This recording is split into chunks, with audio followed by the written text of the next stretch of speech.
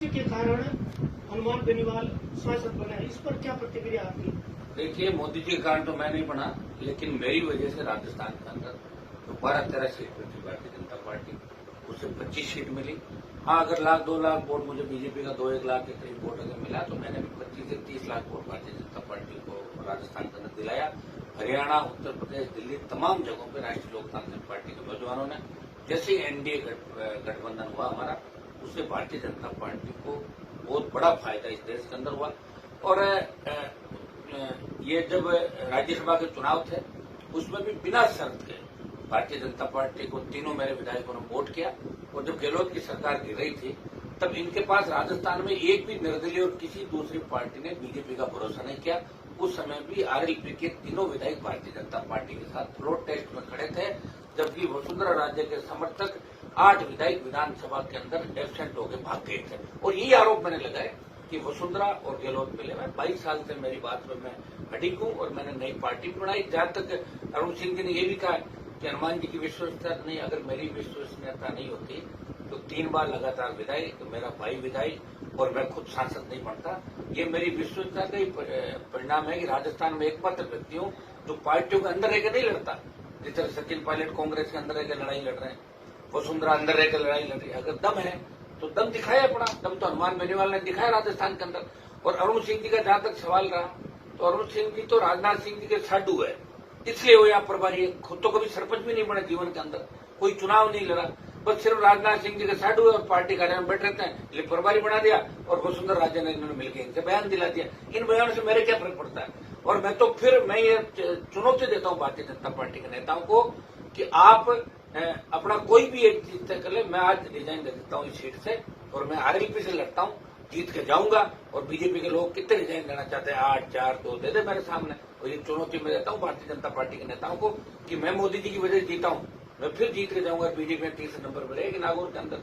यहाँ 1 दर्जन से ज्यादा बीजेपी के विधायक भी मेरे आशीर्वाद से राजस्थान की विधानसभा पहुंचे। सारी बातें सबको पता है। और कई जगह स्थितियां ऐसी थी।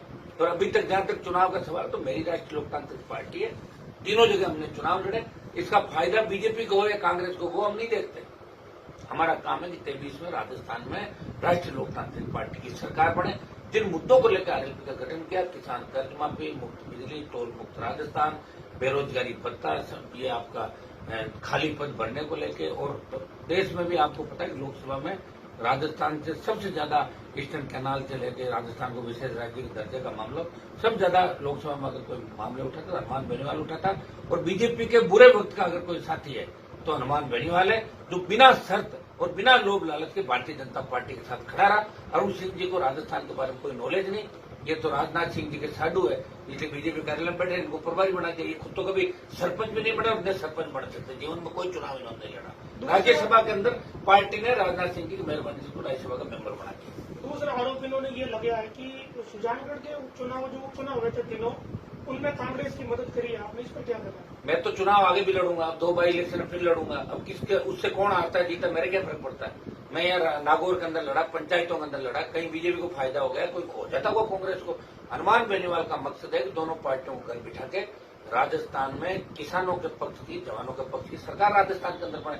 और 23 का हमारा मिशन है, जिसको लेकर हम चल रहे हैं। कोविड के बाद बड़ा आंदोलन दोनों जो पार्टियां इनके खिलाफ, और किसान बिल को लेकर एनडीए अगर देश में किसी किसान के बेटे ने छोड़ी, अकाली तो पंजाब के अंदर उन्होंने छोड़ी, लेकिन उत्तरी भारत के अंदर अगर दूसरा कोई सांसद किसान का बेटा था वो हनुमान बेनीवाल था। दिल्ली के नेताओं ने खूब मुझे मनाया, लेकिन मैंने कहा मामला किसानों का है, मैं किसान का बेटा हूं, मुझे मंत्री पद नहीं चाहिए कहीं पे भी। मैं किसानों को जब तक न्याय नहीं मिलेगा मैं आप लोगों के साथ खड़ा है। बाकी अच्छे बिलों का मैंने समर्थन भी दिल्ली के अंदर भारतीय जनता पार्टी के अच्छे बिलों का समर्थन किया था। लेकिन जहां तक विश्वसनीयता का और कांग्रेस से मिलीभगत का आरोप है, तो अरुण सिंह जी खुद जानते हैं कि वसुंधरा गहलोत किस तरह मिले, किस तरह वसुंधरा ने गहलोत की सरकार बचाई थी। और अरुण सिंह जी अपने जीवन में वार्ड पंच भी नहीं बने, इसलिए उनको यह अधिकार नहीं कि मेरे ऊपर यह आरोप लगाए। अच्छा, जब से आरएलपी का गठन हुआ और आरएलपी ने अपने स्तर पर चुनाव लड़ने शुरू किया, तब से दोनों पार्टियों के नेता एक तरह से बयान देते रहे, कभी कांग्रेस देती है, कभी बीजेपी देती है। इससे क्या आरएलपी को मजबूती मिल रही है, क्या स्थिति रहती है? देखिए, देश में 20 से ज्यादा राज्यों में तीसरी ताकत खड़ी होगी।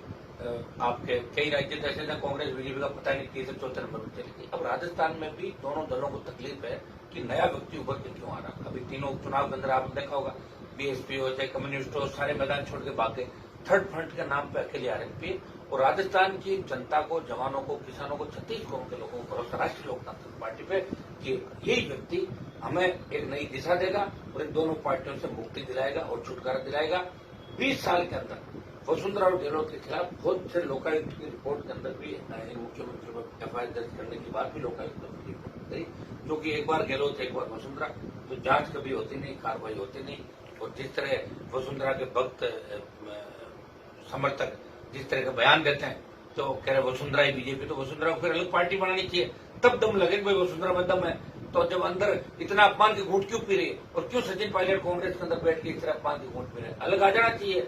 अलग आके हनुमान बेनीवाल की तरह मेहनत करो राजस्थान के अंदर, तो दूध का दूध और पानी का पानी हो जाएगा, कौन मजबूत है। और मोदी की हवा किधर गई और आरएलपी की हवा किधर है। मैं तो ये कहता हूँ, मोदी को जो 25 सीट राजस्थान के अंदर मिली, उसमें हनुमान बेनीवाल की बड़ी भूमिका थी, नहीं तो सीटें 12-13 पे रह जाती। आगे चुनाव हो रहे, हर चुनौती देता हूँ, ये आमने सामने मेरा आ जाए, मैं मेरी सीट छोड़ता हूँ, 2-4 सीट ये भी छोड़ के दिखाए, हम चुनाव लड़ लेते हैं। अगर मैं जीत जाता हूँ तो ये मेरे सामने कभी बात नहीं करे, और मैं हार जाता हूँ तो मैं राजनीति छोड़ने को तैयार हूँ। ये आरएलपी के